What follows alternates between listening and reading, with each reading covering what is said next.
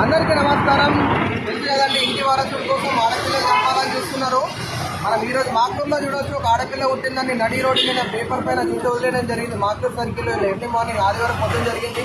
మన మహారాష్ట్ర పర్వాణిలో కూడా 3 ఆడపిల్లలు పుట్టిరని, చివరి ఆడపిల్ల పుట్టిందని నడి రోడ్డు మీద భార్యను గాలిపెట్టడం జరిగింది. ఇద్దరు ఆడపిల్ల అనాథలైనరు. మన హైదరాబాద్లో కూడా మనం చూడడం జరిగింది. మాసప్ ట్యాంక్ పరిధిలో ఆడపిల్ల పుట్టిందని బండకేసి కొట్టిండు. ఎవరు కూడా ఇంటి వారసుడి కోసం ఆడపిల్లని చెప్పొద్దండి. అమ్మైనా, నాన్నైనా, నానమ్మైనా, అమ్మమ్మైనా అందరూ కూడా ఆడపిల్లల యొక్క పుట్టుకను రెస్పెక్ట్ చేయండి. చివరికి దేవుడైనా అమ్మ కడుపులే పుట్టాలా. ఆడపిల్లలకి ఎక్కడ ప్రొటెక్షన్ లేకుండా, సేఫ్టీ లేకుండా అయిపోయింది. చివరికి అమ్మ కడుపులో కూడా సేఫ్టీ లేకపోతే ఎలా? ఎవరు కూడా ఇంటి వారసుడి కోసం ఆడపిల్లని చంపద్దు. 2016లో ఒక ఆడపిల్లని నా ముందే రాత్రి ఆ పిల్లని చంపేయడం జరిగింది.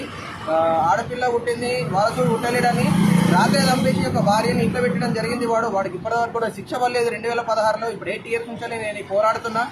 ఎవరు కూడా మంది మాటలేని ఆడపిల్లను చంపద్దు.